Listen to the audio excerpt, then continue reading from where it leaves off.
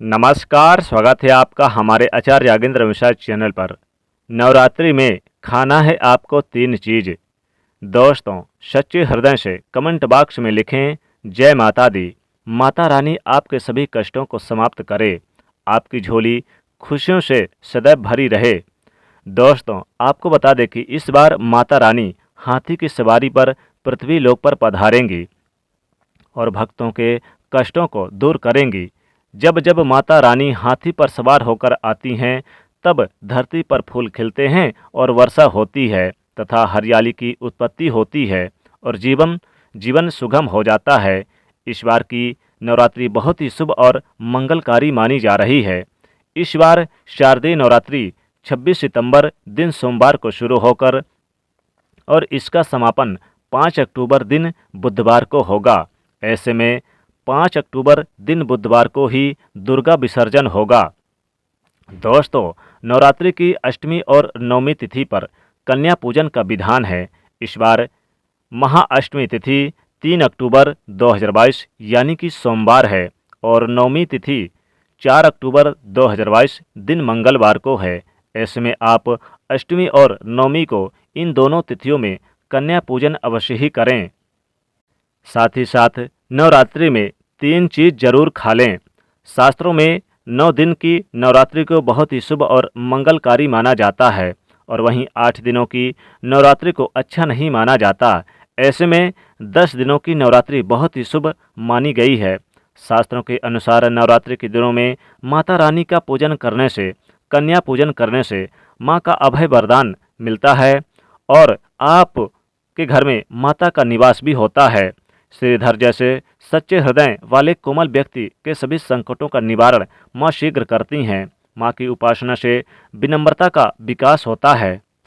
सभी कष्टों को और दरिद्रता, दुख, गरीबी को नष्ट कर देती है माता रानी। नवरात्रि में माता रानी का व्रत और पूजन किया जाता है, लेकिन नवरात्रि के दौरान आपको 3 चीज़ जरूर खा लेनी है और साथ ही साथ कन्या पूजन करते समय भी आपको इन 3 चीज़ों का ही आपको सेवन करवाना है। ऐसा करते हैं तो आपका व्रत और आपकी पूजा पाठ यानी कि बगैर किए ही माता रानी ये बहुत प्रसन्न हो जाएंगी।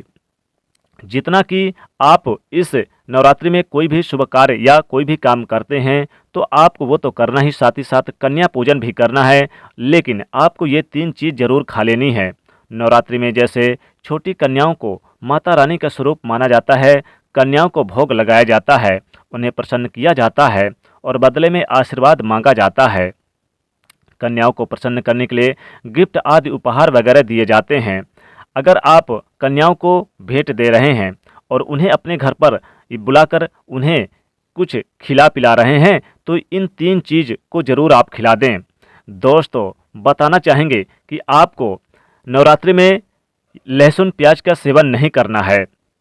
नवरात्रि में यानी कि आप जैसे कि कन्याओं को भोजन कराएंगे तो 2 साल से लेकर 10 साल तक की कन्या का पूजन करें और अष्टमी और नवमी के दिन की तिथि पर कन्याओं को आप पैर धोकर उन्हें आप उच्च आसन पर बिठाएं, श्रेष्ठ आसन पर बिठाएं और फिर उन्हें उनके स्वागत में आप उन्हें दूध की बनी चीज़ें जैसे कि खीर वगैरह, पनीर वगैरह, आलू छोले के सब्जियां वगैरह यानी सब कुछ अच्छी चीज़ें बनाकर और उन्हें ज़मीन पर एक चटाई बिछा दें, उसी पर बिठाकर उन्हें बिठा दें। फिर उनके माथे पर तिलक धारण करें।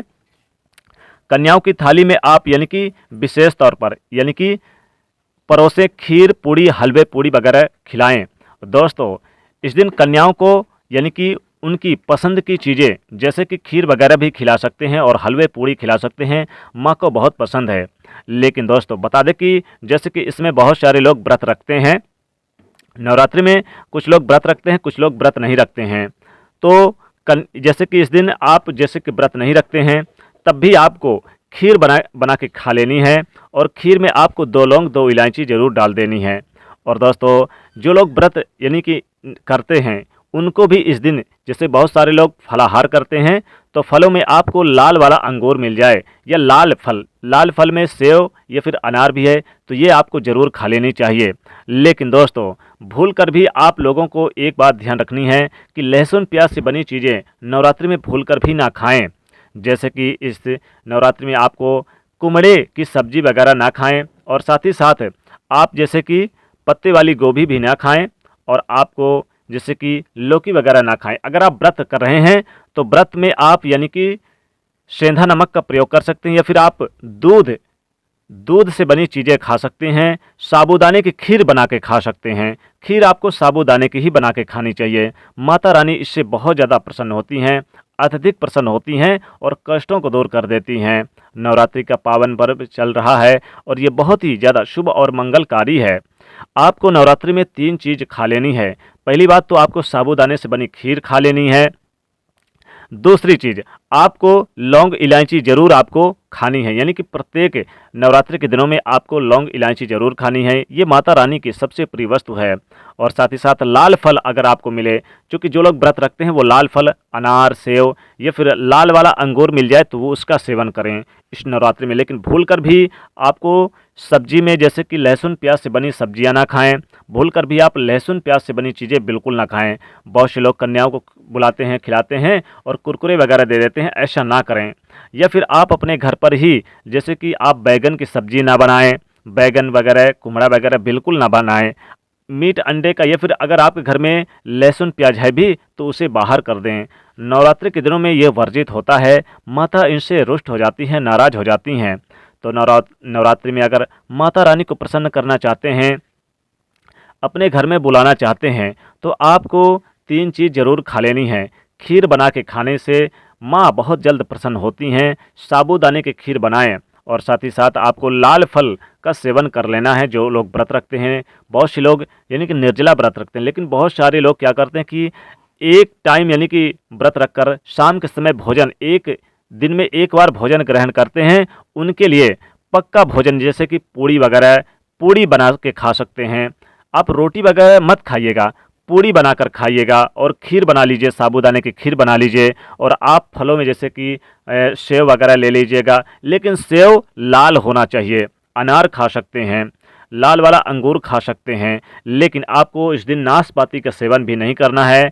कुछ ऐसे जैसे कि जो खट्टा, जैसे कि जो फल खट्टा रहे वो भी नहीं खाना है, जैसे कि करौंदा वगैरह बिल्कुल ना खाएं।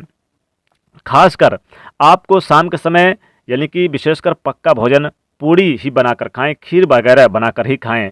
माता रानी जी बहुत प्रसन्न होती हैं, कष्टों से छुटकारा दिलाती हैं, अनेक जन्मों के कष्ट भी दूर हो जाते हैं। सुख समृद्धि हमेशा घर में बनी रहती है, और घर में सुख शांति जब बनती है तो माँ की कृपा से आप घर में सुख शांति से घर में धन धान के भंडार भर जाते हैं।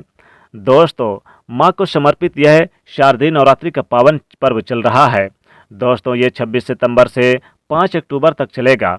दोस्तों, इस दरमियान आप कन्याओं का पूजन भी करेंगे तो गलती से भी आप उन्हें यानी कि कुरकुरे वगैरह का पैकेट ना दें। खीर, पूड़ी, हलवा वगैरह आप इस दिन आप बनाएं। और बहुत सारे लोग जैसे कि सब्जी बनाते हैं तो आलू की सब्जी बनाकर, और आप छोले की सब्जी बनाकर खा सकते हैं। और दोस्तों, भूलकर भी आप लहसुन प्याज का इस्तेमाल कभी ना करें। घर का बना पक्का भोजन ही आप कन्याओं को खिलाएं और स्वयं भी ग्रहण करें। जो लोग व्रत नहीं करते उन्हें भी इस दिन यानी कि लहसुन प्याज का सेवन ना करें, कुम्हड़ा वगैरह यानी कि ना खाएं। उनको भी यानी कि आलू वगैरह की सब्जी बनाएं, और साथ ही साथ इस दिन आप यानी कि खासकर खीर वगैरह खाएं। और फलों में जैसे कि आप ये खा सकते हैं, या फिर आप चाहें तो लौकी बना के खा सकते हैं, लेकिन कुम्हड़ा ना खाएं, लौकी का सेवन कर सकते हैं। और खासकर दूध, गाय के दूध का खीर बना के खाएं, या फिर आप उसका ऐसे भी सेवन कर सकते हैं। इससे भी माता रानी कृपा बरसेगी, घर में सुख शांति हमेशा बनी रहेगी, धन वैभव और अन्य धन के भंडार भरे रहेंगे, कभी भी धन की कमी महसूस नहीं होगी। माता रानी कृपा बरसेगी, घर में सुख शांति से जीवन में चली आ रही बड़ी से बड़ी परेशानी भी दूर हो जाएगी, अनेक जन्मों के कष्ट दूर हो जाएंगे। माता रानी छप्पड़ फाड़ के धन बरसाएंगी। तो दोस्तों, आपको नवरात्रि में खाना है 3 चीज़। जी हाँ दोस्तों, कमेंट बॉक्स में ज़रूर लिखें जी हाँ।